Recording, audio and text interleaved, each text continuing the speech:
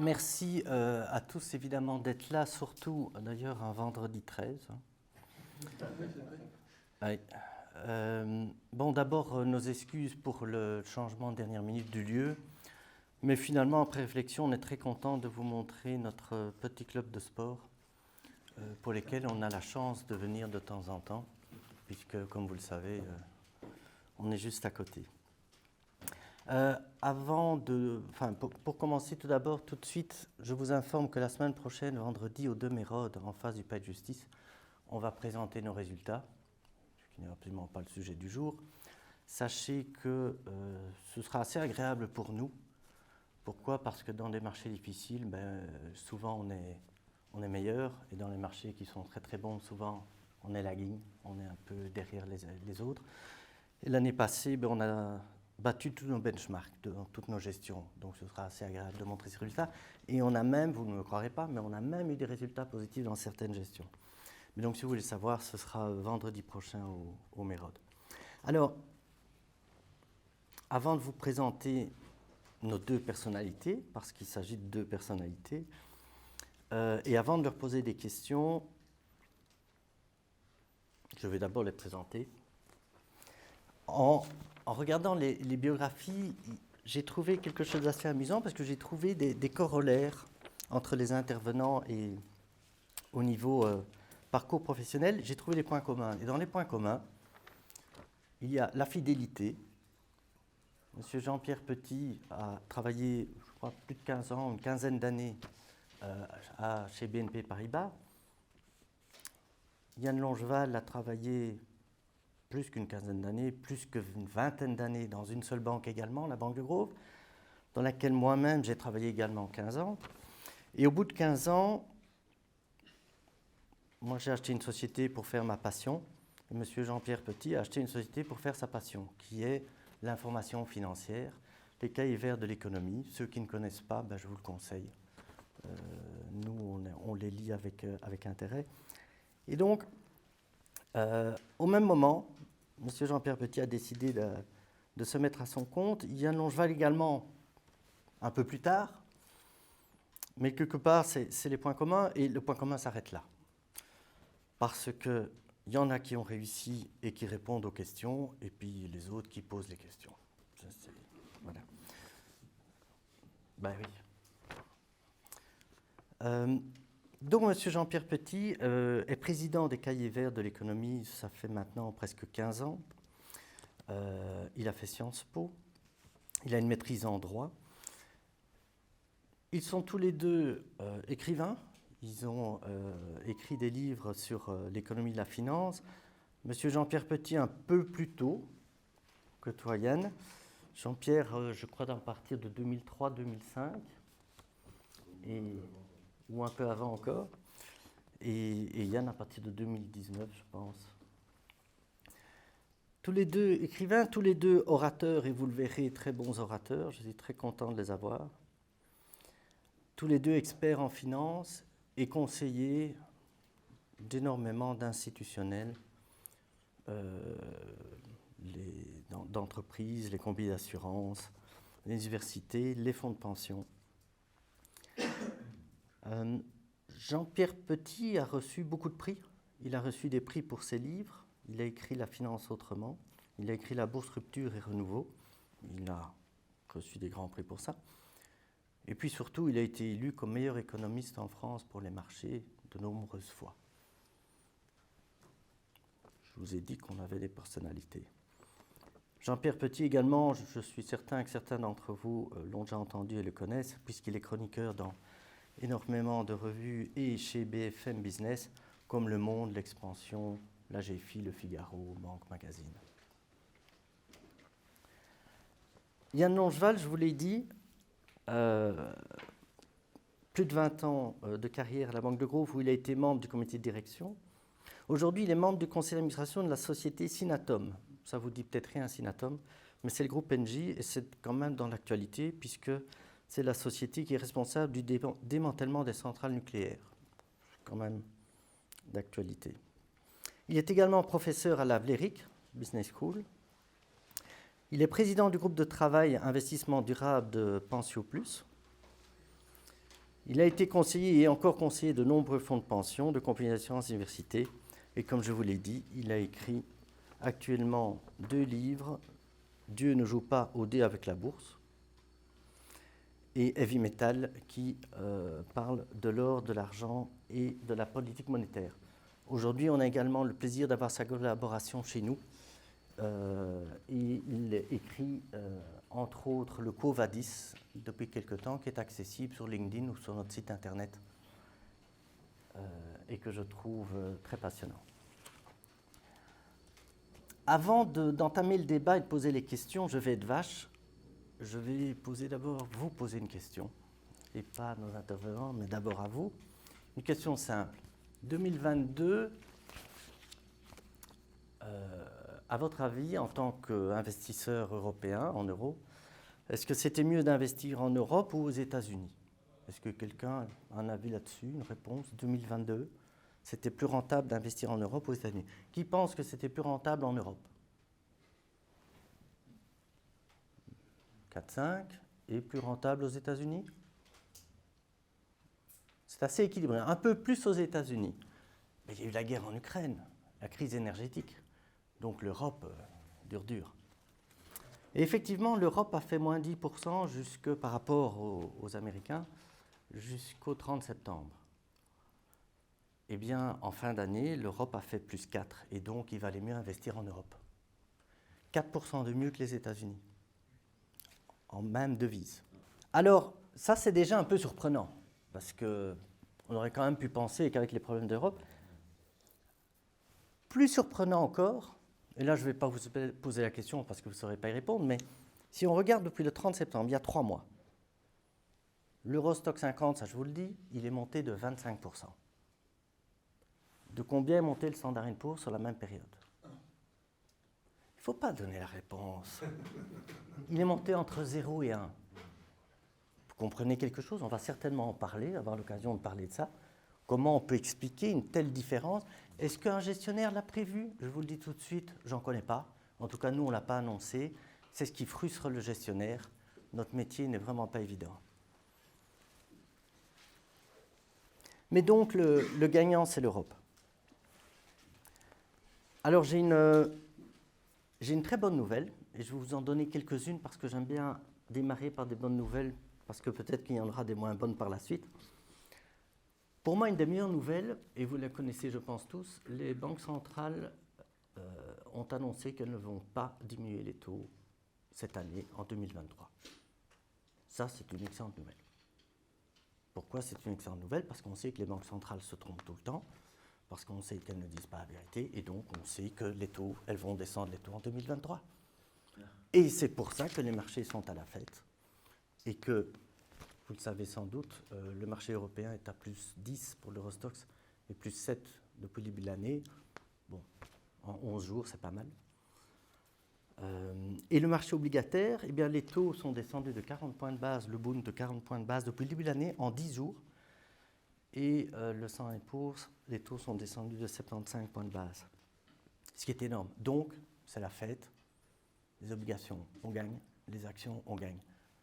Est-ce que c'est vraiment la fête? Est-ce que ça va continuer? On va en débattre, on va en parler, ce sera très intéressant. De quoi on va parler? Ben, c'est évident que la première chose qui nous intéresse tous, on va parler de l'inflation, on va parler des taux d'intérêt, on va parler des obligations, on va parler du marché des actions, l'immobilier, c'est très important, surtout pour nous aussi, Belges, qui aimons l'immobilier, que ce soit papier ou en direct. Et puis, on va profiter de la présence de nos intervenants pour parler de choses encore plus intéressantes, qui sont les perspectives et les thèmes d'investissement. Parce que finalement, c'est ça qui compte. 2022, le secteur énergétique a fait plus 25 en Europe, plus 60% aux États-Unis. Le real estate a fait moins 40%. Donc, celui qui choisit bien son secteur, il a un certain avantage. Secteur géographique également, comme je viens de vous le démontrer. Donc, on va terminer par les thèmes d'investissement. Et puis, la dernière chose qu'on regardera ensemble, j'espère qu'on aura le temps, puisqu'on va essayer de faire ça sur 1 heure. La dernière chose qu'on regardera ensemble, ce sont quelles pourraient être les surprises inattendues qu'on peut avoir en 2023. On a un consensus, on sait qu'il est bearish. les gens ne sont pas très optimistes, le marché leur donne tort pour l'instant, eh bien on pourrait se poser la question, tiens, qu'est-ce qui pourrait arriver en 2023 et qu'on n'imagine pas spécialement aujourd'hui. Voilà, j'ai déjà trop parlé et je vous propose d'entamer ce débat par la première question, finalement la plus importante aujourd'hui. On va commencer par l'inflation. Et je voudrais vous demander, est-ce que la baisse récente de l'inflation, puisqu'on l'a encore vu hier, elle est descendue, est-ce que ça annonce un retour à la moyenne? Ou bien est-ce qu'il y a un risque que cette inflation remonte à nouveau? Est-ce qu'on est un peu trop optimiste par rapport à ça ou pas? Ne vous disputez pas. Non, non, age before beauty. Alors, non, le processus de désinflation est entamé. Hein, et on était à 9 aux États-Unis au mois de juin, on est à 6,5. En Europe, on était à 10,5 en octobre, on est à 9. Je vais vous répondre beaucoup plus directement. On a des prévisions de 3% d'inflation générale aux États-Unis pour le T4 2023 par rapport au T4 2022. Et on a 2,6 pour la zone euro, T4. Donc on ne retrouve pas les cibles d'inflation des banques centrales ou ceux à quoi on était habitué sur la dernière décennie, mais ça se réduit considérablement. D'accord, alors je vais vous faire une réflexion sur plus d'une dizaine d'années. Les banques centrales européennes ont essayé de faire monter l'inflation en baissant les taux, voire juste à des taux négatifs. Ils n'y sont pas arrivés pendant 10 ans. Je crois qu'on pourrait se poser la question, tiens, aujourd'hui, est-ce qu'ils vont arriver à faire l'inverse, c'est-à-dire en montant les taux? Est-ce qu'ils vont arriver à faire baisser l'inflation? Peut-être qu'aujourd'hui, on va dire oui, voilà, l'inflation descend. Si on regarde le détail, comme vous l'avez expliqué, en fait, c'est l'énergie qui est descendue. Ce n'est pas l'inflation de base. Et donc, on peut quand même se poser la question, est-ce que c'est la hausse des taux d'intérêt qui, par miracle, si rapidement fait baisser les taux? Il y a l'action, attention, hein, parce que là, vous parlez de l'action mécanique sur la demande, etc., mais il y a l'action sur les anticipations. Ça, c'est très important. Il faut absolument, et c'est pour ça que moi, j'étais plutôt dovish sur les politiques monétaires, mais j'ai trouvé que face à un double choc d'offres, les banques centrales étaient légitimes, les deux grandes banques centrales, la Réserve fédérale et la BCE, étaient légitimes à amorcer un processus de montée des taux d'intérêt réels. C'est bien ce qui s'est passé. On a eu un choc de taux d'intérêt réels comme on n'avait pas connu depuis le début des années 80, les années Paul Volcker, et c'était nécessaire pour ancrer les anticipations. Et de ce point de vue, pour l'instant, en fonction des indicateurs qui sont à notre disposition, elles réussissent leur coup. C'est-à-dire que les anticipations d'inflation, surtout de moyen et long terme, on va dire de 5 à 10 ans, sont relativement bien ancrées, tant aux États-Unis qu'en Europe. Et même l'anticipation de court terme à 1 an diminue, si on prend l'Université du Michigan, par exemple, aux États-Unis, ou si on prend d'autres enquêtes en Europe. Donc, c'est très important parce que n'oublions jamais que le processus inflationniste est un processus qui s'auto-entretient par les anticipations. C'est exactement ce qui s'est passé en octobre 1973. Hein. Le 1er octobre 1973, il y a eu la guerre du Kippour. Elle a duré 18 jours. Donc ça, c'était pas très important. Mais simplement, comme vous le savez, les pays de l'OPEP ont décidé un embargo pour tous les pays qui soutenaient Israël. Donc, ça a explosé. Les prix du pétrole ont explosé. Ils ont quadruplé en 3 mois et demi, à une époque où l'intensité pétrolière de la croissance était à peu près plus du triple de ce qu'elle est aujourd'hui. Donc, et tout de suite, puisque le taux de chômage à l'époque dans les pays, n'oublions pas qu'on était à la fin des 30 glorieuses, le taux de chômage était à 3, les anticipations d'inflation ont explosé, ont vraiment explosé. Il y avait des mécanismes d'indexation en plus des salaires sur les prix qui n'existent plus pratiquement aujourd'hui, et les anticipations se sont installées très rapidement, à 2 chiffres d'ailleurs, à des niveaux plus élevés qu'aujourd'hui. Et c'est pour ça qu'on n'a jamais réussi ou très difficilement à s'en sortir, jusqu'aux années Volcker. Voilà, donc c'est pour ça que c'était légitime de le faire pour les anticipations d'inflation. Alors après, vous parlez des impacts mécaniques, là je suis d'accord. L'impact mécanique, la Réserve fédérale ou la BCE n'ont pas de marge de manœuvre sur, évidemment, les chaînes d'approvisionnement et a fortiori sur le prix des matières premières, pas de marge de manœuvre sur la guerre d'Ukraine, sur ce que décide Poutine ou quoi que ce soit, ça c'est évident, mais il était nécessaire qu'elle le fasse du point de vue de l'ancrage, du besoin d'ancrage. Et d'ailleurs, les enquêtes des ménages, des entreprises le montrent, mais de façon encore plus nette, les anticipations de marché, au travers des swaps ou au travers des obligations indexées, ont aussi manifesté une certaine forme de crédibilité des banques centrales. Yann, est-ce que la hausse des banques centrales a été assez rapide? Est-ce qu'il faudrait que les taux montent plus?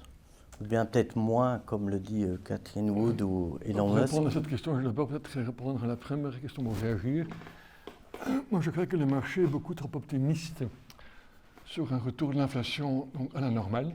Donc, on est tous, ces 15 dernières années, on a eu un environnement dans lequel, à chaque crise des marchés, les banques centrales sont venues à notre secours. Ils ont pu, en fait, sauver ou réparer la situation. Moi, je crois que vous avez cité donc les attentes de marché, les attentes d'inflation qui sont implicites dans les prix des actifs financiers. On peut référer au marché des swaps sur l'inflation ou le marché des obligations indexées. Donc, quand on regarde les attentes d'inflation implicites du marché obligataire, on s'attend à une inflation aux US et en Allemagne d'ailleurs, sur les 10 ans à venir, en moyenne de 2%, 2,1%. Alors, tenant compte du fait qu'en 2023, l'inflation en moyenne sera aux alentours de 4-5%, on va dire, aux US et en Europe, peut-être à 3,5, 4, on verra bien en 2024, il faudrait déjà que l'inflation, au-delà de l'année 2024, tombe en dessous des 2% pour arriver à une moyenne de 2%. Moi, je trouve ça extrêmement optimiste, vu donc différents facteurs structurels, justement, vont créer un environnement qui va créer de l'inflation. Vous avez cité donc la pénurie sur le marché de l'emploi, qui est loin d'être résolue. Il y a également, je dirais, la déglobalisation en train de se faire avec le reshoring ou le nearshoring, l'industrie mondiale, donc au détriment de la Chine, est également donc un facteur, une puissance qui est très, très, très inflationniste. Et puis, comme vous avez référé donc, aux années 70, le dernier Covadis, pour ceux et celles qui l'ont lu, en fait, en parle. Dans le passé, dans l'histoire, ça a toujours été la guerre ou les guerres qui ont été le facteur déterminant des chocs d'inflation. C'est la guerre du Kippour en 1973 qui, en effet, a donné un coup d'inflation accélérateur, mais à regarder les statistiques, en fait, l'inflation a déjà commencé à déraper à la fin des années 60, parce que déjà donc, en 1969, l'inflation mondiale avait atteint 5 ou 6%. Puis est redescendu, et puis le choc de 1973 est remonté.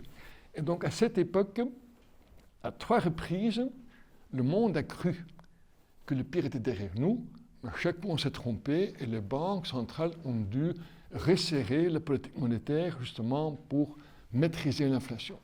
Et donc, même si on peut toujours trouver des analogies dans le passé, moi je trouve qu'un marché, quand on parle de marché, qui tient compte d'un scénario dans lequel l'inflation moyenne sera de 2% sur 10 ans à venir, à mon avis, ce marché se trompe. Donc je trouve qu'en général, le marché est trop optimiste à l'égard donc, de perspectives d'inflation.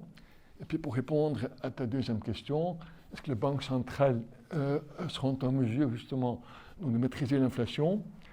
Donc, ils ont tout du mal à faire monter l'inflation, mais en fait, la politique monétaire n'est pas donc quelque chose à des effets symétriques.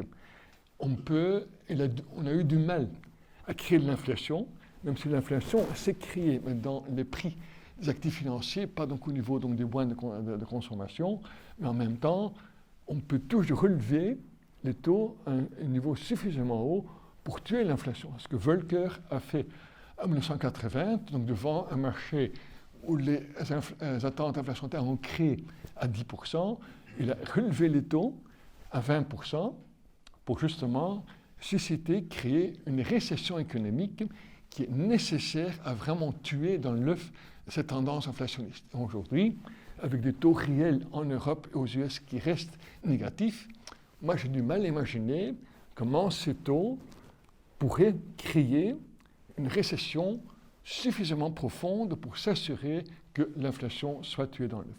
Donc moi je suis assez pessimiste. Donc si je comprends bien, une petite différence entre vous, plus pessimiste au niveau des taux et de l'inflation, Yann, que vous, Jean-Pierre Petit. Mais j'aimerais que vous répondiez à la question très précise. Selon vous, est-ce que les banques centrales devraient augmenter plus vite les taux ou pas? Oui, je pense que moi je suis un peu plus je serais un peu plus à l'aise avec un taux directeur maximal de 5,25 voire de 5,50 aux États-Unis, puisque effectivement, je pense que l'économie américaine, ce qui est tout à fait extraordinaire en fait en 2022, c'est de résister à autant de chocs.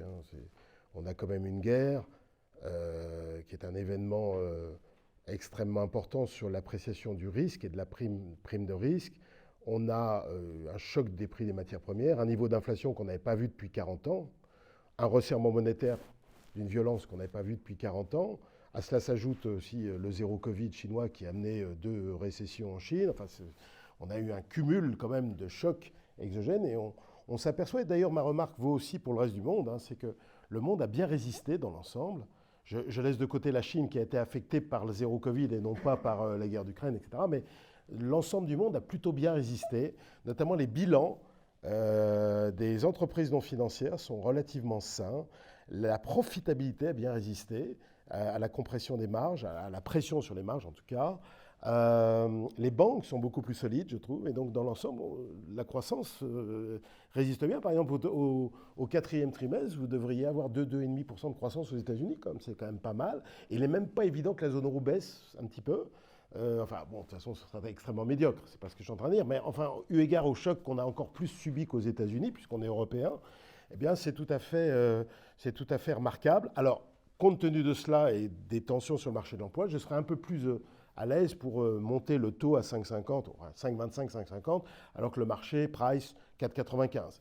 Et en ce qui concerne la BCE, son discours s'est radicalisé au cours des dernières semaines et les anticipations de marché sont montées vers 3,50, sachant que l'économie européenne est un peu plus fragile quand même, il faut quand même bien le reconnaître. Je pense que les 3,50 sont plutôt justifiés. Donc je donnerai un petit coup d'accélérateur sur le taux directeur de la Fed, quitte à bouleverser, enfin à choquer un petit peu, à provoquer de la volatilité sur le marché obligataire en début d'année.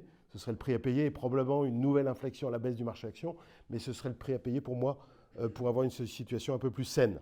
Parce qu'il faut absolument, pour réaliser les objectifs d'inflation, qui sont probablement pas à 2, qui sont plutôt à 2,5, enfin pour se donner un peu de flexibilité, vous savez, moi j'ai travaillé 9 ans dans une banque centrale, la norme de 2%, et je l'avais dit une fois au gouverneur de la Banque de France, je lui ai dit, mais la norme de 2% n'est absolument pas une optimalité, prouvée scientifiquement. Il n'y a aucun travail académique qui ait jusqu'à présent montré que la norme de 2% était la norme qui convenait en toutes circonstances à tout pays. Et quand on a les niveaux de dette qu'on a aujourd'hui, qui appellent inexorablement des niveaux de taux réels plus faibles qu'auparavant, c'est l'une des contraintes qu'on a. Quand on a une croissance potentielle qui est quand même au plus bas sur l'après-guerre, dans le monde, hélas, je crois cela appelle des taux réels plus faibles. Et donc, pour un niveau de taux donné, un taux de taux nominal donné, des anticipations d'inflation un petit peu supérieures à ce qu'on a connu au cours des 10 dernières années, par exemple. Donc moi, si vous voulez, une inflation à 2,5, ça ne me choque absolument pas, voire à 3, ça ne me choque absolument pas. Durant les 30 glorieux, je voudrais juste vous rappeler que durant les 30 glorieux, c'est-à-dire la période de croissance la plus forte pendant la période la plus longue de l'histoire de l'humanité, eh bien, on a eu 4,3% d'inflation en moyenne en France, par exemple. Et aux États-Unis, on n'est pas loin de 3. Donc, et pourtant, on n'en est pas mort, que je sache. Donc, la norme des 2%, vous voyez, ça me choque. Pour moi, ça ne me convainc pas. Et je pense qu'aujourd'hui, d'ailleurs, si vous regardez sur les 20 dernières années depuis la création de la BCE en zone euro, si vous regardez l'inflation sous-jacente, on est encore sous la tendance de 2%. C'est-à-dire que si on avait vraiment, la BCE existe depuis 1998, si vraiment elle avait appliqué la norme de 2%, là aujourd'hui, en niveau d'inflation, on est encore un peu en dessous. Donc ce qui veut dire que pour les années futures, on peut se permettre d'être un peu au-dessus. Vous voyez ce que je veux dire? Parce que ce qui compte, c'est le long terme. Donc au total, pour répondre complètement à votre question, oui, un peu plus de resserrement parce qu'il faut que Powell, enfin pour que vraiment Powell soit tranquille, que sa crédibilité anti-inflationniste soit préservée, il faut que le taux de croissance des salaires passe de 4,6 à ce qu'il est aujourd'hui vers 3, 3,5. Voilà. Et là, pour l'instant, on est à 4,5 à peu près. Enfin, ça dépend comment on le calcule, mais enfin, si je prends le anglisme annuel, on est à 4,6 sur le salaire horaire. Le salaire horaire, on était à 5,5 au mois de mars. Vous voyez, donc ça baisse un peu, mais enfin, ça ne va pas assez vite.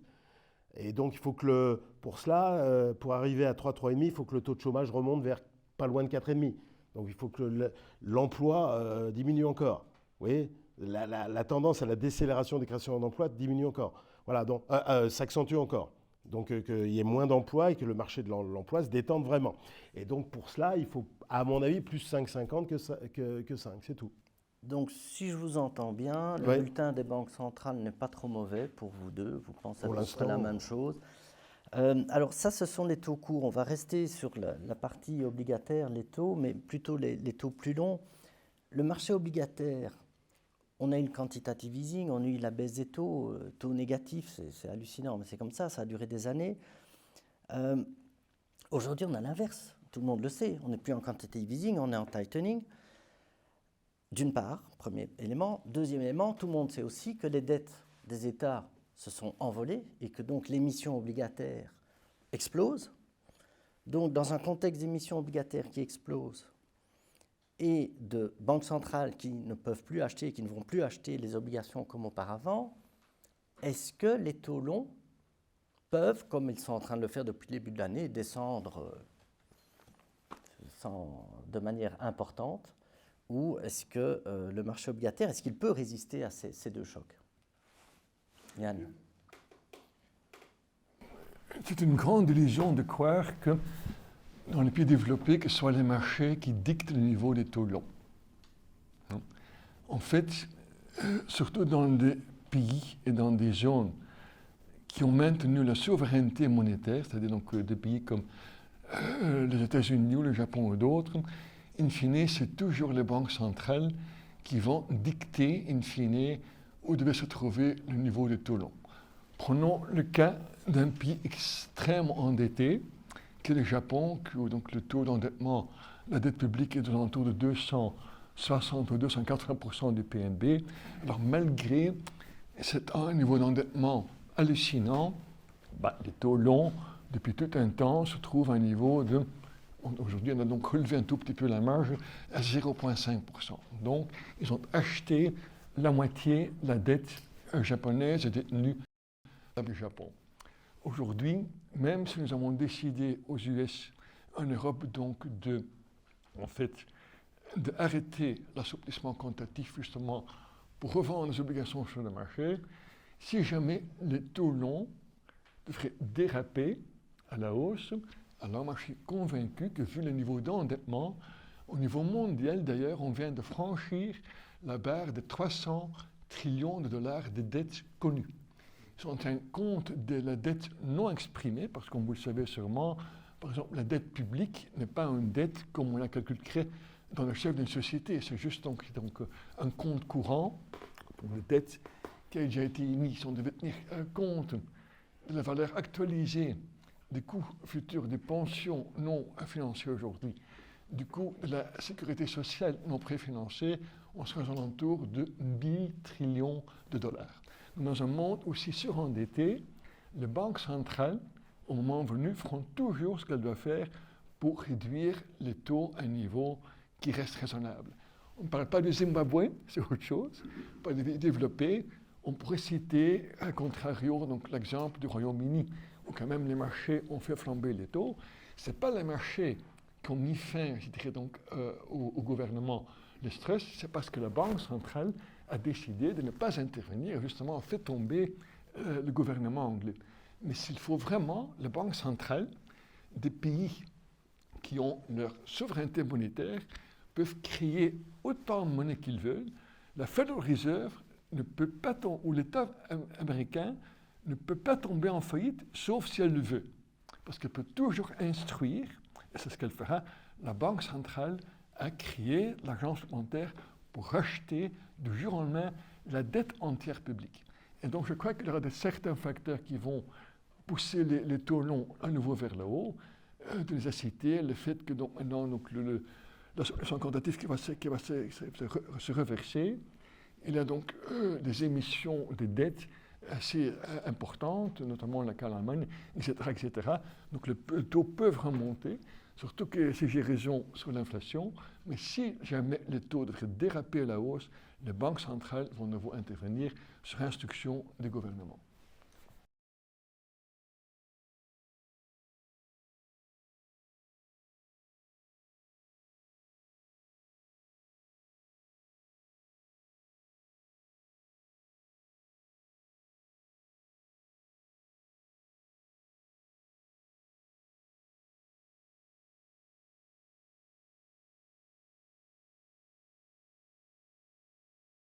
Mais elles le reprennent déjà. En fait, l'année 2022 était effectivement une année de baisse simultanée du marché action et du marché obligataire. Il y en a eu 13 depuis 1872, donc on a déjà connu ça. Enfin après, ça ne s'étale pas sur plusieurs années. Il n'y a eu qu'une seule année où on a eu 2 années en fait, de baisse simultanée des marchés actions et des marchés obligataires, c'est en 1877. Voilà. Bah, bon, à part ça, en général, ça se passe mieux l'année qui suit, au moins sur une des deux classes d'actifs. Voilà. Et depuis le début octobre, les marchés obligataires sont très volatiles, mais ils sont plutôt haussiers. Et d'ailleurs, là, actuellement, vous avez un taux de rendement, enfin, je n'ai pas regardé aujourd'hui, mais hier soir, vous avez un taux de rendement du 10 ans américain à 3,45, alors que vous étiez monté à plus de 4,30 au tout début octobre. Hein. Donc, vous avez quand même, là, quand même, des possibilités vous aviez des possibilités d'investissement tout à fait intéressantes. Sur le marché obligataire souverain, mais également sur le marché du crédit qui a bien performé, hein, notamment le high grade, l'investment grade, qui est très corrélé d'ailleurs aux treasuries américains. Et donc je pense que oui, effectivement, on est dans un environnement plus facile de ce point de vue que l'an dernier. Alors sur votre question des taux du quantitative tightening, puisque là c'est la réduction du bilan, l'impact de la réduction du bilan est faible hein, sur le taux long d'équilibre. Les travaux académiques le montrent assez fortement. Pourquoi? Parce que c'est l'effet stock qui domine l'effet flux. Alors l'effet flux, on y pense tout de suite parce qu'on se dit, bah, si la Banque centrale n'achète pas, il n'y aura plus d'acheteurs, etc. Mais non, ça ne se passe pas comme ça. Parce que le stock de la Banque centrale est encore extrêmement important parce que le quantitative easing a démarré après Lehman Brothers. Il n'a pas démarré au moment de Covid. Alors il était renforcé au moment de Covid, mais il a démarré. Il y a eu 3 phases de quantitative easing aux États-Unis et la BCE de Mario Draghi, évidemment, l'a pratiquée, hein, comme vous le savez, indirectement et directement, puis directement à partir de l'été 2012. Et toutes les banques centrales l'ont fait. D'ailleurs, au moment de Covid, certaines banques centrales émergentes. Alors la Banque du Japon, n'en parlons pas, mais évidemment la Banque d'Angleterre, mais un certain nombre de banques centrales émergentes l'ont fait également. Donc tout le monde le fait. C'est un problème mondial. Et donc le stock détenu par la Banque centrale est si important qu'au final, le fait qu'elle achète un peu moins n'a pas d'impact aussi massif sur le taux d'intérêt d'équilibre du marché obligataire. Sachant qu'il se trouvera toujours des gens pour acheter des obligations souveraines américaines à 3,5%. Hein. N'oubliez pas qu'il y a des obligations prudentielles aussi qui ont été renforcées dans le monde. Vous avez notamment une qui est très connue en Europe qui s'appelle Solvency II, qui était initiée après Lehman. Et là, vous voyez qu'il y a un conflit d'intérêts. C'est que l'État a poussé les investisseurs à acheter ses propres obligations. Il n'y a pas que le conflit d'intérêts entre la Banque centrale et l'État, c'est que même les investisseurs privés ont été poussés à acheter des obligations. Et puis, vous avez des règles qui existent aux États-Unis qui poussent les fonds de pension, qui sont les plus grands investisseurs au monde, à acheter aussi des obligations souveraines. Donc, c'est pour ça que je ne m'inquiète pas trop sur l'équilibre offre-demande, si vous voulez. Sauf s'il y avait des risques, alors là, effectivement, s'il y avait des risques, par exemple, de fragmentation du monde, dont on a parlé en 2022, si par exemple il y avait une nouvelle guerre froide qui ferait que la Banque populaire de Chine ou les investisseurs chinois ou les investisseurs du monde émergent qui se coaliseraient contre l'Occident n'achèteraient plus de dollars, vous voyez, ça, effectivement, là on pourrait voir le taux d'équilibre, une rupture de l'équilibre épargne-investissement d'une certaine manière au niveau mondial, parce que le taux qui compte, c'est le taux américain, c'est lui qui détermine tout le monde en fait, hein. À cause du poids des États-Unis, à cause du poids de la capitalisation obligataire, c'est la moitié de la capitalisation obligataire mondiale. Et à cause du poids du dollar comme monnaie de réserve internationale. N'oubliez pas que le dollar reste la seule et unique monnaie de réserve internationale. Et comme c'est le taux long américain qui détermine le taux long du monde, vous voyez, on est complètement dépendant du taux long américain. Et pour illustrer ça, il n'y a pas du tout de transformation là-dessus. Hein. Le dollar, c'est 60% des réserves de change des grandes banques centrales. Hein. Ça n'a pas changé. Donc, pour répondre à votre question, quantitative tightening, ça ne changera pas grand-chose. Et je suis d'accord, de toute façon, les banques centrales, moi j'ai travaillé 9 ans dans une banque centrale, si vous voulez, la banque centrale, c'est les agents de l'État. Et la dette n'a jamais été aussi importante de toute l'histoire de l'humanité. Hein. Ce n'est pas seulement d'ailleurs la dette publique, c'est la dette publique et privée. Parce que la dette privée des entreprises non financières et des ménages, il va falloir la rembourser aussi, celle-là. Et elle est complètement liée au taux long, plus la prime de risque. Donc en fait, aujourd'hui, par exemple, en France, on est à 320%, c'est à peu près le niveau des États-Unis. Alors en Japon, on est à 450, mais même la République populaire de Chine, on est à 285. La République populaire de Chine est quasiment aussi endettée que la France. malgré 19 000 $ par habitant en PPA, alors que nous, on a 43 000. Donc la Chine a copié le modèle. Quand on me dit que la Chine se sépare, c'est assez rigolo, parce qu'en fait, la Chine a complètement copié, par certains côtés, le modèle occidental de ce point de vue. Eh oui. Et à toute une série d'autres points de vue, d'ailleurs, soit dit en passant. C'est pour ça que je ne crois pas du tout au risque de compartimentation du monde. Et c'est pour ça que les banques centrales sont liées par leurs décisions passées. Et elles n'ont pas la marge de manœuvre, contrairement à ce qu'on dit, si ce n'est de cogner quand il y a un choc inflationniste, ça, pour ancrer les anticipations. Mais sur le long terme, les taux réels resteront, à mon avis, très faibles. Et on ne peut pas exclure un retour à des taux d'intérêt réels. C'est ça qui compte en macroéconomie. Et pour les marchés, des taux réels négatifs. À court terme, ils sont très négatifs. Mais Non, ça dépend, parce que si vous voulez déflater des anticipations d'inflation, parce que c'est ça qu'il faut faire, parce que si vous prêtez à 10 ans à un emprunteur, ce qui compte, c'est les anticipations d'inflation que vous faites sur 10 ans.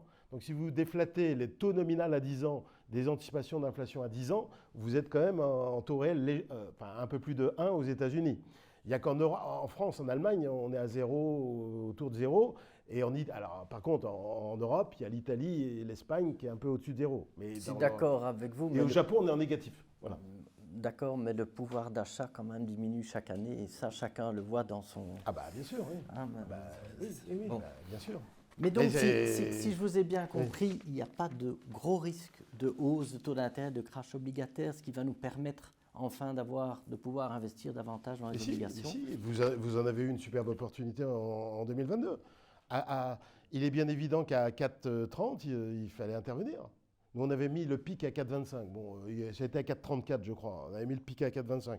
Enfin, il faut dire qu'on l'avait relevé. Je ne veux pas dire qu'on avait tout prévu en début d'année, mais on l'avait relevé en fonction des décisions de Powell et des changements, enfin de la guerre d'Ukraine aussi, il faut bien dire, qui a changé pas mal les choses.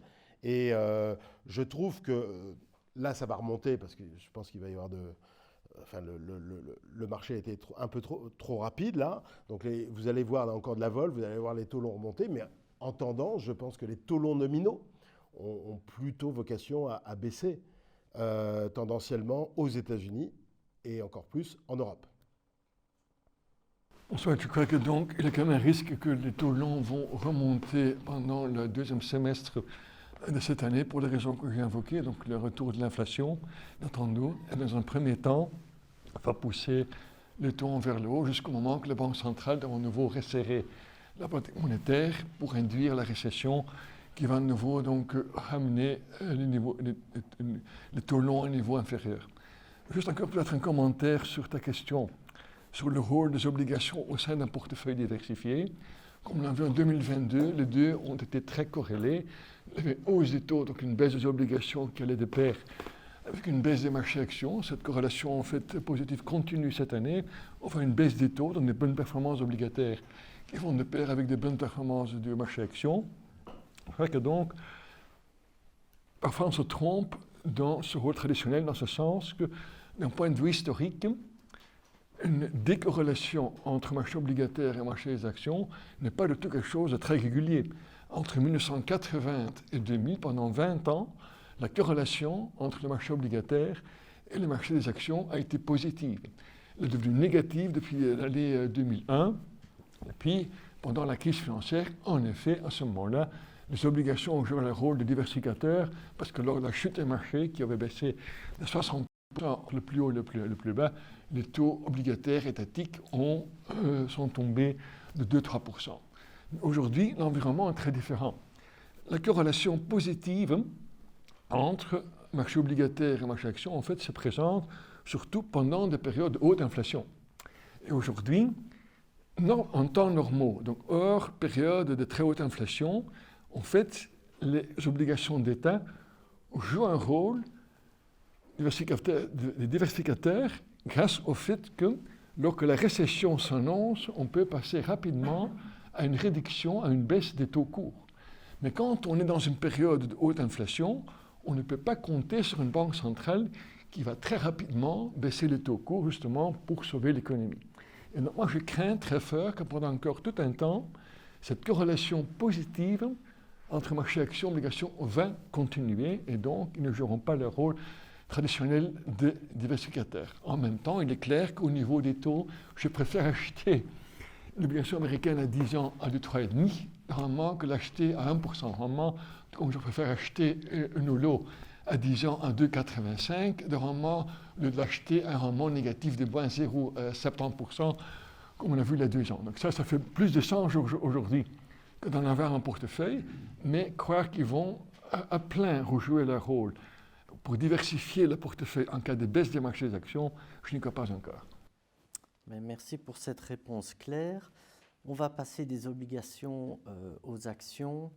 Dans les actions, les deux choses dont on peut parler importantes, évidemment, on a eu, et vous l'avez dit Jean-Pierre Petit, une meilleure résistance, tout à fait, meilleure résistance des sociétés et de leurs marges bénéficiaires. Il y a eu ce qu'on appelle un pricing power finalement supérieur à ce qu'on s'attendait. Une des questions qu'on peut se poser, est-ce que ça peut continuer ainsi? Est-ce que les sociétés peuvent continuer à relever leurs prix autant que la hausse des coûts de revient, et même des fois plus?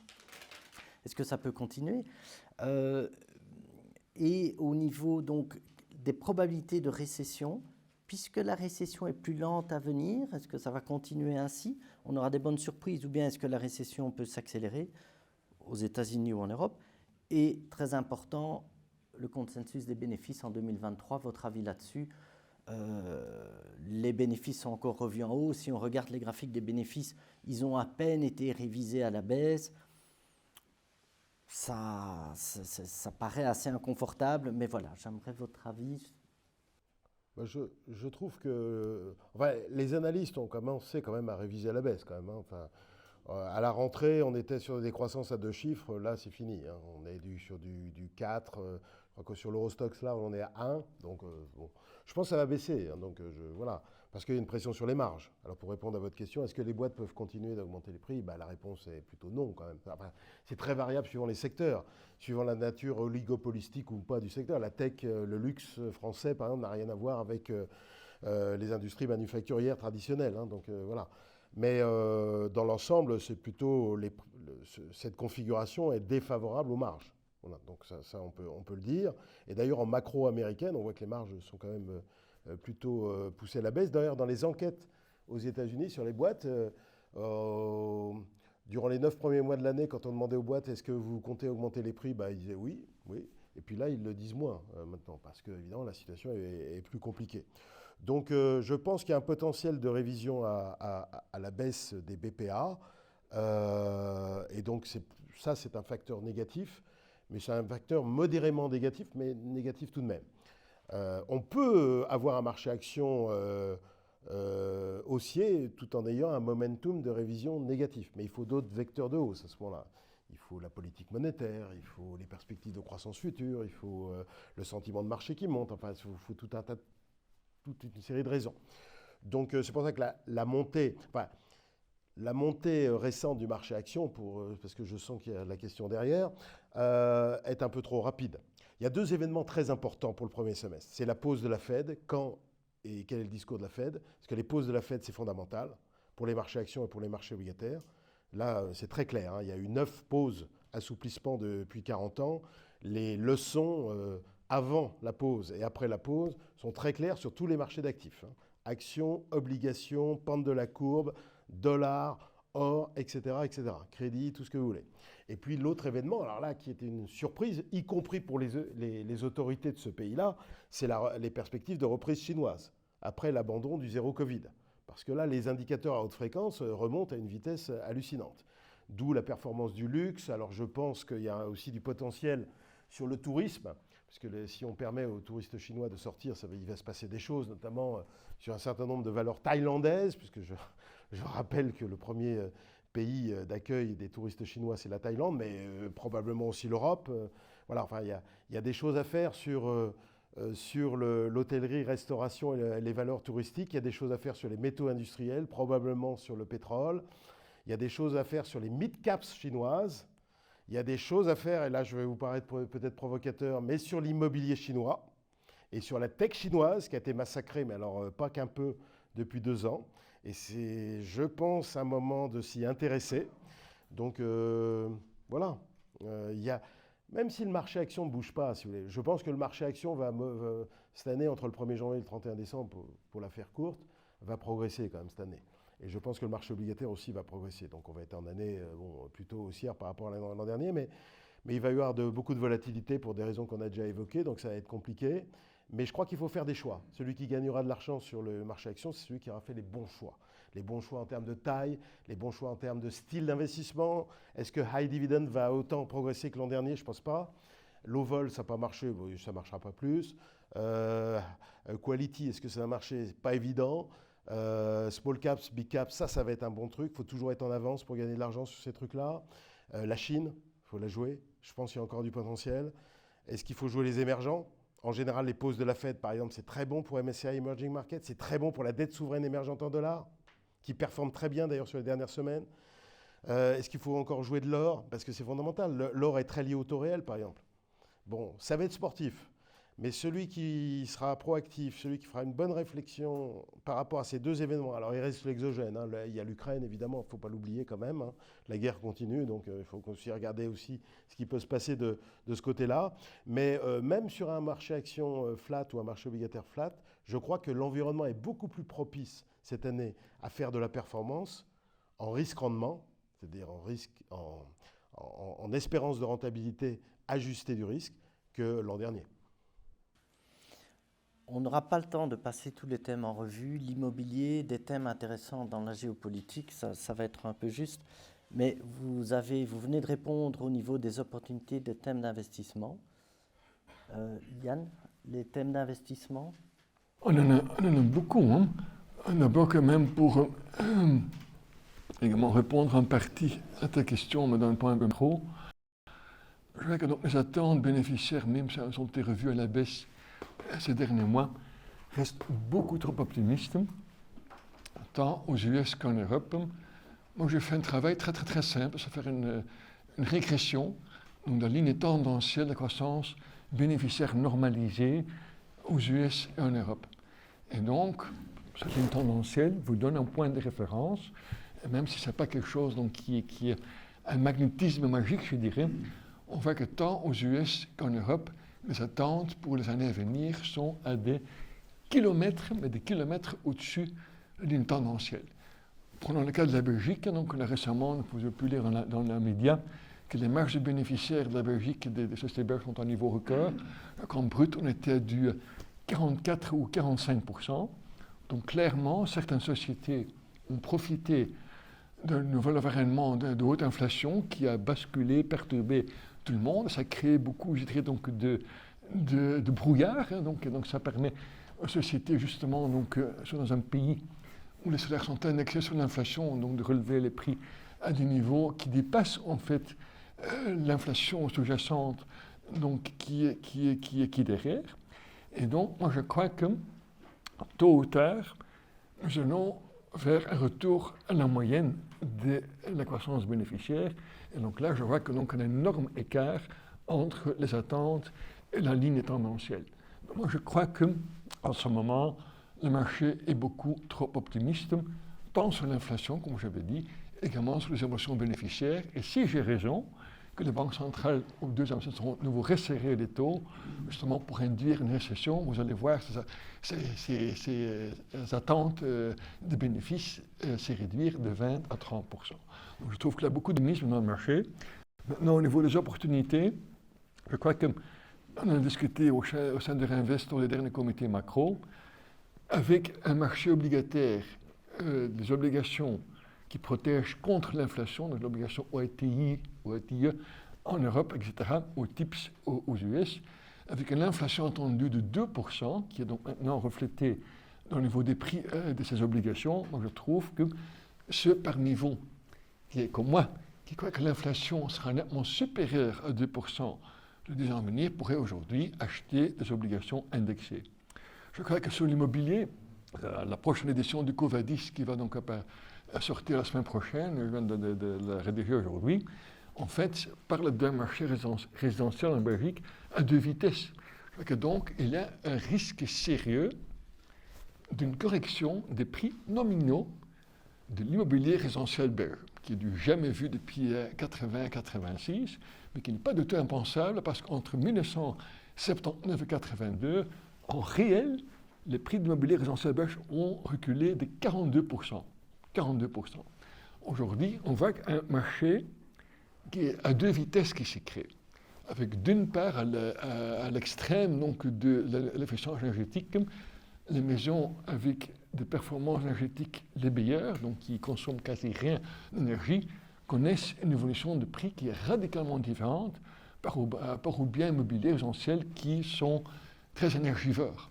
On l'a vu en Flandre, donc je ne connais pas les chiffres pour la partie francophone du pays, mais je l'ai vu donc, hier dans les analyses, qu'en Flandre, depuis 5 ans, les maisons qui bénéficient d'un label A, donc qui sont très peu énergivores, ont progressé en prix de 33%, 32% du Montmartre, parce que les maisons à label F, donc qui sont très énergivores, en fait, ont vu leur prix baisser de 1%. En Belgique, on a toujours un manque de biens de qualité. Donc à Bruxelles, par exemple, avec la 83% des maisons à Bruxelles qui ont été construites avant 1980. Donc il y a un énorme problème donc, d'efficience énergétique. Et donc je crois que donc, l'immobilier pourrait continuer à jouer son rôle donc, de valeur défensive de l'immobilier belge, mais il faudra choisir des biens extrêmement efficaces en énergie. Et puis d'autres donc, opportunités, vous l'avez cité, après le premier trimestre, j'ai lu avec beaucoup d'intérêt votre document, la liste sur le Covid en Chine, et donc analyse très intéressante de M. Petit, en fait, qui argumente que avec maintenant la fin de la politique zéro Covid, l'immunité groupe sera une réalité d'ici 1 mois, d'ici 2 mois, et donc on peut s'attendre à un rebond assez violent de l'économie et la consommation chinoise à partir du 2e trimestre. Et donc là, en effet, il y a un court terme au moins, parce que moi je crois qu'à long terme, la Chine est devant un cataclysme démographique. À court terme, sûrement que ce marché offre des opportunités, et donc on pourra jouer des sociétés small and mid-cap chinoises, on pourra jouer les commodities qui vont se faire un tout petit peu, donc tout ce qui est métaux de base. Donc la Chine est très très très consommatrice des métaux de base, donc comme le plomb, le zinc, l'aluminium, le cuivre, etc. Donc là, il y a également des opportunités. Il y a toujours des opportunités. Sur l'immobilier, de toute façon, le mouvement de hausse des taux est mondial, et donc les marchés immobiliers résidentiels et dits d'entreprise étaient quand même en bonne santé, en grande partie par la variable taux. Donc voilà. Et donc là, vous avez un gros resserrement des taux, donc vous avez un ajustement variable suivant les pays en fonction des spécificités. D'ailleurs, quand on parle de pays, ça ne veut pas dire grand-chose. Par exemple, si je prends la France, entre la ville de Paris, parce que le Covid aussi, il y a eu un gros effet sur les villes moyennes, parce qu'il y a un certain nombre de gens qui ont quitté les grandes métropoles pour aller dans les villes moyennes, pour aller voir pour voir un peu plus de verre, pour voir les poules, les cochons, les moutons, un petit peu retourner à la nature. Enfin, tout ça était assez un peu vaseux, mais enfin bon, c'est bien ce qui s'est passé. Et d'ailleurs, il y a un retour là-dessus. Je dis toujours que la valeur d'un bien immobilier résidentiel, c'est pas sa valeur intrinsèque, c'est-à-dire la hauteur sous plafond, la vue, les chambres pour les enfants. C'est tout ce que ça apporte en termes de capacité, de proximité avec les services essentiels de la vie, qui sont l'éducation primaire, secondaire, qui sont la santé, qui sont la culture, les transports. C'est ça qui fait la force d'un bien immobilier résidentiel. Et ça reste. C'est pour ça que je crois encore aujourd'hui à la force d'attraction des grandes métropoles, même si la saleté à Paris, les Jeux Olympiques, tout ce que fait la mairie de Paris pour saloper la ville de Paris, je crois qu'elle fait beaucoup d'efforts, mais malgré tout, Paris reste très attractif. Et d'ailleurs, les Chinois qui vont revenir, les Américains qui commencent à revenir, on voit qu'on parlait de la segmentation, effectivement, ça c'est tout à fait juste. Et ça c'est un phénomène mondial aussi. Et d'ailleurs c'est tout à fait logique, parce que si vous achetez un bien énergivore, vous allez consommer plus d'énergie dans le futur. Donc si vous actualisez la valeur du bien, c'est normal qu'elle doit être moins chère que celle où c'est bien isolé. Simplement, le problème mondial, c'est qu'il y a très peu de biens peu isolés. Donc quand le gouvernement français a décidé de limiter la capacité de location des biens très énergivores. Donc ce qui va se passer, c'est que vous allez avoir une réfaction de l'offre et vous allez avoir une tension sur le prix des locations. Ça, c'est un truc typiquement français. Donc voilà, le truc à ne pas faire, mais enfin bon, peu importe. Voilà. De même que, vous voyez, ça, c'est toutes les innovations dans l'immobilier, parce qu'il y en a quand même un peu. Quand on a commencé à construire des ascenseurs dans les grandes bâtisses des grandes métropoles en Europe, aux États-Unis, au début du XXe siècle, la valeur des biens des 3e, 4e, 5e étages s'est mécaniquement améliorée. Donc c'est normal. Ça coûtait extrêmement cher aux copropriétés qui ont investi là-dedans, mais ça valorisait considérablement les biens. Et c'est comme ça qu'il faut le présenter. Ce serait un peu plus intelligent que de réprimer la possibilité de louer son logement. Il faudrait dire que quand vous investissez dans la rénovation énergétique, vous augmentez la valeur future de votre bien. C'est ça qu'il faudrait dire. Voilà, sinon, on ne comprend rien. Dernier point sur l'immobilier d'entreprise, qui est aussi un vecteur d'investissement. Il ne faut pas confondre l'immobilier d'entreprise et l'immobilier de bureau. L'immobilier de bureau, lui, il est très sensible à la croissance économique. Donc, quand ça baisse, effectivement, la rentabilité baisse. Et puis, alors, avec le télétravail, vous avez un élément structurel qui, effectivement, ajoute à cette baisse de rentabilité. Ça, c'est indéniable. Elle est moins forte que ce qu'on pensait généralement en 2020, mais elle existe. Mais par contre, vous avez toute une série de segments qui performent bien, surtout après Covid. C'est l'hôtellerie, par exemple.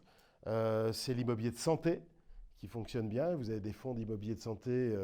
Enfin, oui, il y a à boire et à manger, hein, je suis d'accord. Non, mais je parle de la classe d'actifs générale. Il y a la logistique. Il y a également une partie du commerce. Donc, il y a des segments dans l'immobilier d'entreprise qui ne sont pas de l'immobilier de bureau. C'est ça que je veux dire. Donc, vous pouvez diversifier. C'est ça. Après, il faut savoir ce que vous achetez. Ça, c'est vrai. Mais l'hôtellerie, par exemple, parce que je peux vous en parler en tant qu'investisseur et non pas en tant qu'économiste, l'hôtellerie a très bien performé en post-Covid. Voilà. Enfin, une partie des fonds immobiliers, une partie des fonds hôteliers. Voilà. L'immobilier, ce n'est pas seulement le résidentiel. C'est ça que je voulais dire. Je vois qu'il y a aujourd'hui des opportunités qui se présentent également sur l'immobilier listé. Hein. Donc on a vu en Belgique notamment tout ce qu'on appelle les SI, je crois en français, donc les sociétés immobilières réglementées, dont il y en a un certain nombre qui ont perdu entre 30 et 50% de leur valeur. Ça dépend également de nouveau. Le marché immobilier n'existe pas. C'est une série de segments avec souvent un comportement et des perspectives très différentes. On a vu des valeurs comme VGP qui ont perdu 70%, qui sont dans la logistique. Il y en a d'autres donc qui sont dans d'autres segments un peu moins sportifs, hein, parce qu'en ce moment, sur le plan logistique, on a vu Amazon qui va virer 20 000 personnes, des entrepôts qui sont vides. Dans ce marché-là, je le connais fort bien pour des raisons que je ne vais pas vous raconter. Il y avait des primes qui étaient payées jusqu'à 1 an et demi de 30%. Aujourd'hui, c'est des décotes de 20-30%. Donc ça a radicalement changé. Mais si vous faites une bonne sélection de SIR aujourd'hui, je vois que là maintenant, going forward, quand même de belles perspectives. C'est notamment des holdings, j'en profite comme Yves parmi nous, que les sociétés holding, notamment celles qui sont investies dans les actifs privés, donc il ne faut pas les citer. Aujourd'hui, j'ai parlé avec Yves ce matin, on constate quand même qu'on est revenu à des valorisations en actifs privés beaucoup plus, je dirais donc, raisonnables que ce qu'on a vu il y a 1 an et demi. Donc là également, on voit que le marché est en train de se purger. Et c'est toujours l'effet donc d'une hausse des taux. Une hausse des taux mène à une purge des excès dans le marché. Et donc dans le marché de l'immobilier et le marché du private equity, on voit que cette purge, au moins aujourd'hui, est en bonne partie derrière nous. Donc là, deux autres opportunités.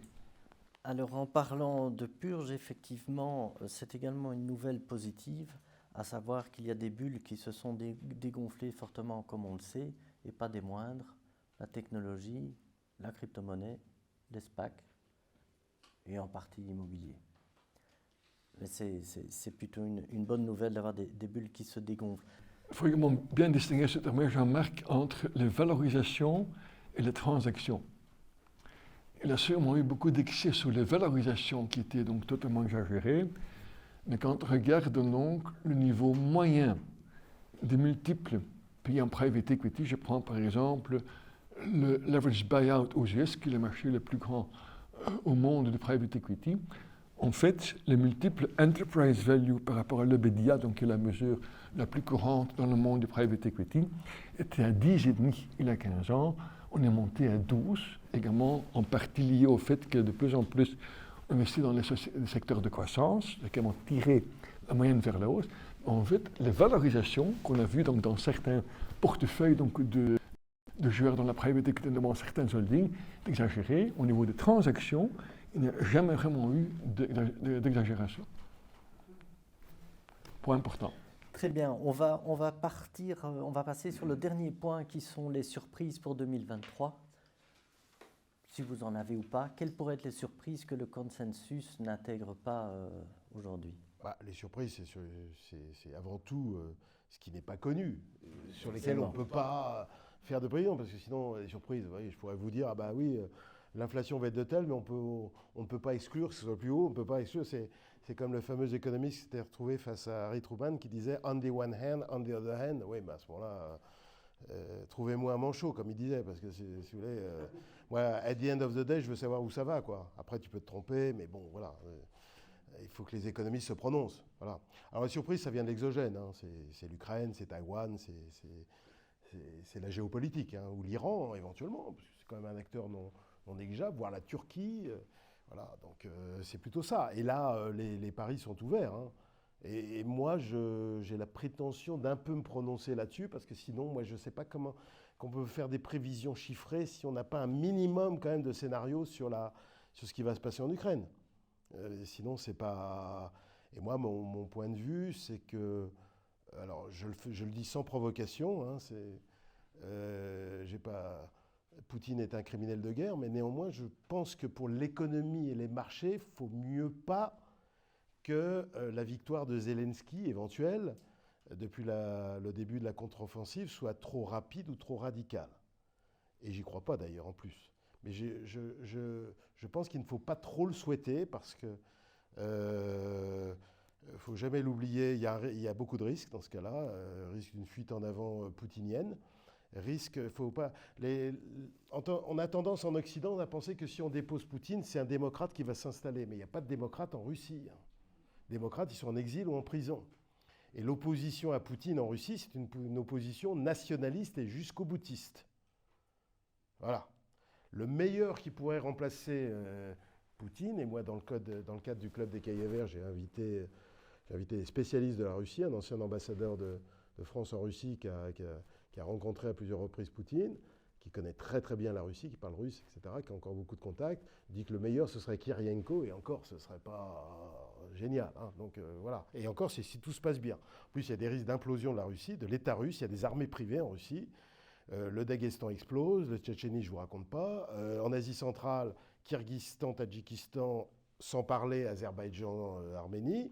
Enfin vous avez quand même des forces d'explosion extrêmement importante de la part d'un pays qui reste quand même la troisième puissance militaire du monde et une grande puissance nucléaire. Donc, alors, pourquoi je dis ça? Parce que au moment de la contre-offensive ukrainienne, c'était un peu cocorico, très bien, il va reconquérir tout ça. Enfin, ça ne se passe pas comme ça au niveau géopolitique. Et je pense qu'on est plutôt en phase de stabilisation. Je ne suis pas en train de vous dire qu'il va y avoir un cessez-le-feu et a fortiori un traité de paix, mais je pense que par rapport à la surprise négative de 2022, on a plutôt une tendance à la stabilisation militaire et géopolitique, ne serait-ce que parce que Poutine a quand même encore des armes, et d'ailleurs il l'a montré. Hein. Les attaques contre les infrastructures énergétiques ukrainiennes en sont une preuve. Il a encore des capacités de nuisance. Il a les 300 000 hommes de réservistes qu'il a déclenchés au mois de septembre et qu'il utilise aujourd'hui. Hein. Et puis il a encore des réserves au-delà. Donc je pense que moi je crois plutôt une stabilisation et je crois aussi une force de lassitude. Parce que Zelensky ne réussit que grâce à l'aide occidentale américaine. Hein. Alors, il a été au Congrès, on a bien compris qu'il a été au Congrès américain pour ça, etc. Mais il y a des voix qui s'élèvent dans le Parti républicain et même dans l'aile gauche du Parti démocrate américain pour dire que, bon, il faudrait quand même un petit peu calmer ça parce que les guerres à répétition interminable, nous, on sait ce que c'est. Hein, la guerre du Vietnam, la guerre en Irak, la guerre en Afghanistan. Et puis, ça coûte cher, et puis c'est loin, et puis voilà. Donc, il faudrait quand même que ça se stabilise. Voilà. Et il y a un autre régulateur pour Poutine, qui s'appelle la Chine et l'Inde. Et dans les dernières rencontres, les rencontres qui ont eu lieu depuis d'ailleurs la contre-offensive ukrainienne du mois de septembre, le discours de Xi Jinping et de Narendra Modi est assez clair. Hein. Ça commence, je l'interprète comme ça commence un peu à bien faire votre affaire là. Il faudrait stabiliser les choses. Et donc les forces extérieures et intérieures, je pousse plutôt à la stabilisation. Donc pour l'économie et les marchés, je pense plutôt stabilisation. Voilà. Okay. Yann, au niveau des surprises, est-ce que tu veux rajouter quelque chose? Moi, j'en ai déjà cité deux, hein. Donc c'est une série donc, de Covadis donc, qui est en train de sortir aujourd'hui sur les 5 surprises potentielles donc, pour 2023. La première, c'est le retour en force de l'inflation pendant le deuxième semestre de cette année-ci, donc ça on verra bien. Puis une chute des prix nominaux immobiliers résidentiels belges, qui est pour beaucoup de gens donc, un véritable tabou, parce qu'on ne veut pas croire que ça puisse se produire. Moi, je crois que ça peut se produire, mais donc avec la nuance, comme je viens de dire, que des marchés à deux vitesses. Je crois que donc du côté de la Chine, même si je peux suivre votre raisonnement sur une certaine accalmie des tensions géopolitiques, moi je vois quand même autour de moi, dans le monde entier, que le monde entier est en train de se préparer à la guerre. Et comme Einstein a dit, on ne sait pas se préparer à la guerre pour maintenir la paix. Je prends le cas du Japon, qui, après la Deuxième Guerre mondiale, avait même dans sa constitution un article 9 ou 12 de mémoire, un peu comme l'Allemagne, qui interdisait au Japon de se reconstruire une armée offensive. Aujourd'hui, avec toutes les tensions dans la région, la Chine qui fait très peur à la région, notamment avec leurs revendications territoriales dans la mer de Chine méridionale, je crois, donc, de mémoire. J'ai atteint les limites de ma maîtrise du français, mais soit, il y a la Corée du Nord, etc. Je vois un monde qui est en train de réarmer. Et donc, même si c'est impossible en ce moment donc, de dire ce qui va se passer, je vois des tensions qui augmentent entre l'Iran et l'Arabie Saoudite. Je vois l'Arabie Saoudite beaucoup plus assertive qu'avant.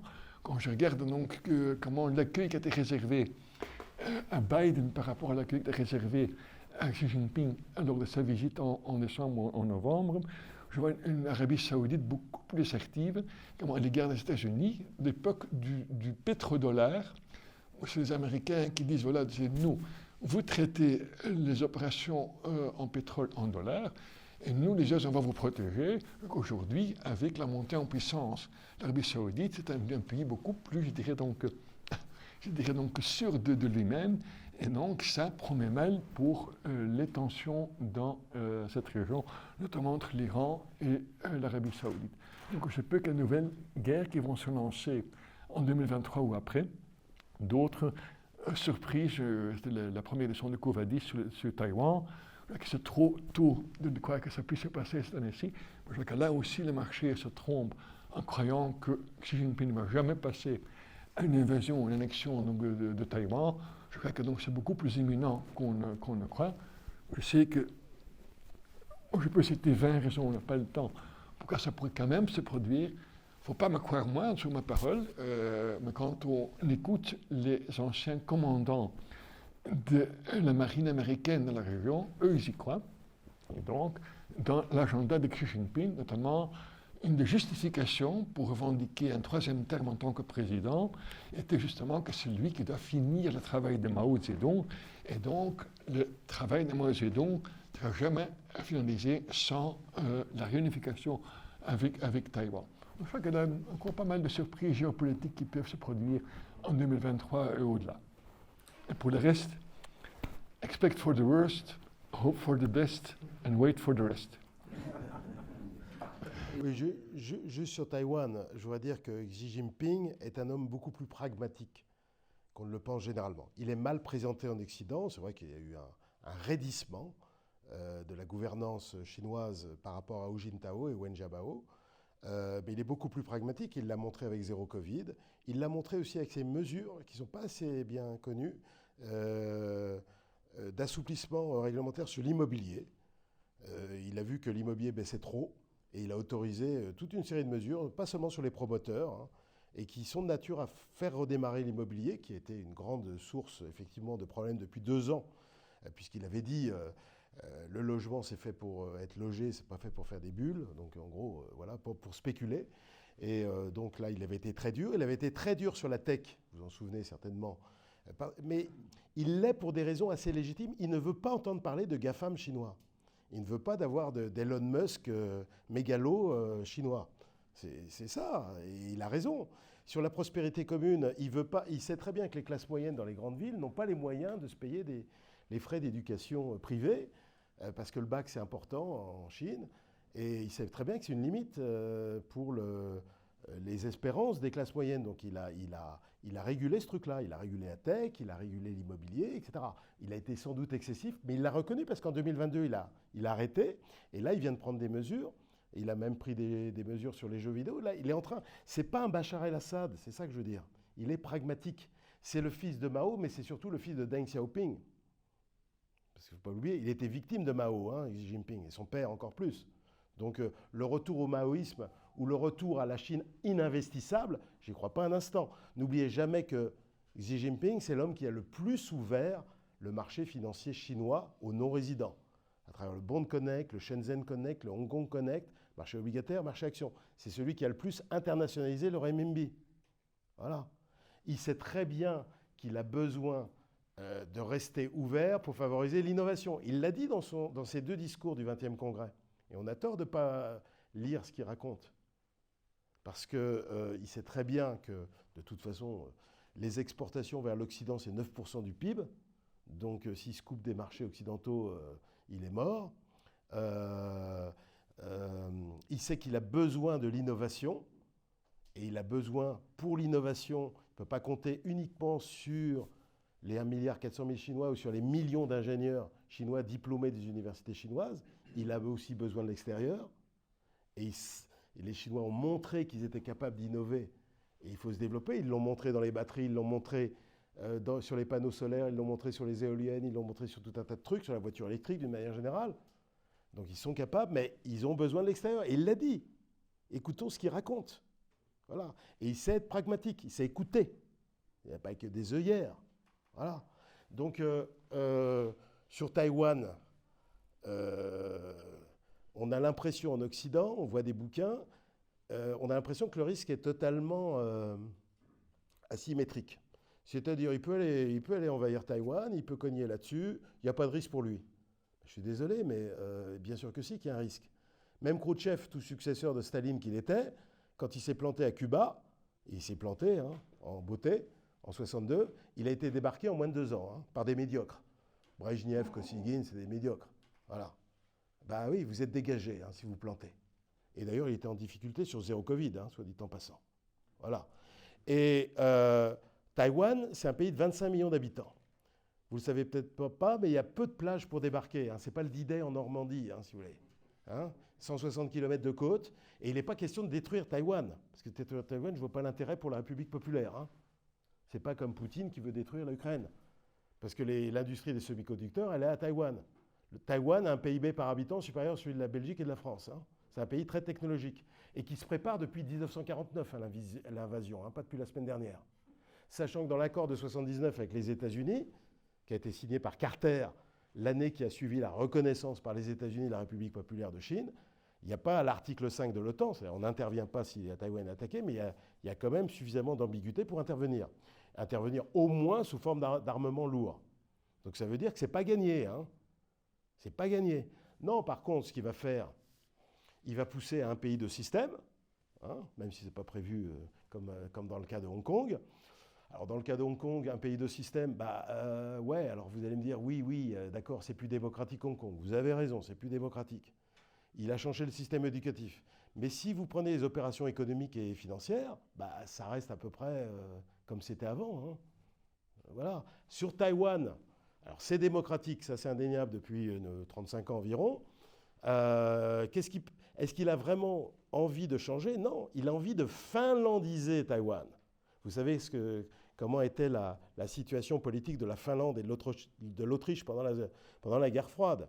C'est-à-dire qu'en Finlande, vous aviez des élections libres, des libertés publiques, mais vous n'avez pas le droit de critiquer l'URSS. Voilà, c'est ça qui s'est passé.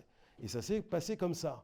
Donc ce qu'il veut, c'est que Taïwan fasse partie de l'Union, en quelque sorte, mais il souhaite très probablement maintenir l'originalité de Taïwan, qui a fait le succès de Taïwan. C'est-à-dire le succès non seulement économique, mais industriel de Taïwan, qui est un grand pays innovant, sachant que ce sont des Chinois. Donc les idées d'invasion, etc., je ne dis pas que ça n'interviendra pas dans plusieurs années quand il aura échoué à forcer l'union.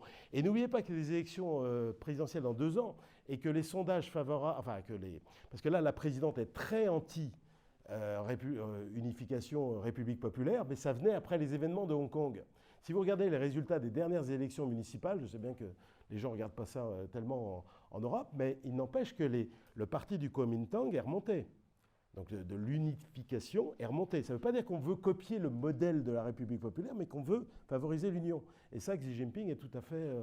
que Xi Jinping et le bureau politique du Parti communiste chinois est tout à fait prêt à l'entendre, car il y a énormément de coûts économiques, politiques, géostratégiques à intervenir militairement sur Taïwan. Yann, tu veux rajouter? Moi, je trouve que c'est tous de bons arguments. Je vois qu'en même temps, parfois, nous commettons l'erreur de trop rationaliser certains choix politiques. On pourrait également raisonner argumenter que l'invasion de l'Ukraine par Poutine était rationnelle. Finalement, il a mis tout le monde entier, ou la moitié du monde entier, contre la Russie, etc. Je crois que donc, à moyen terme et sûrement long terme, ce qui fera toute la différence pour la Chine sont ses perspectives démographiques. Moi, je prends, à titre d'exemple, vous trouvez sur Internet un site que je peux vous conseiller, qui sont les Demographic Prospects des Nations Unies, qui ont été mis à jour en juillet 2022.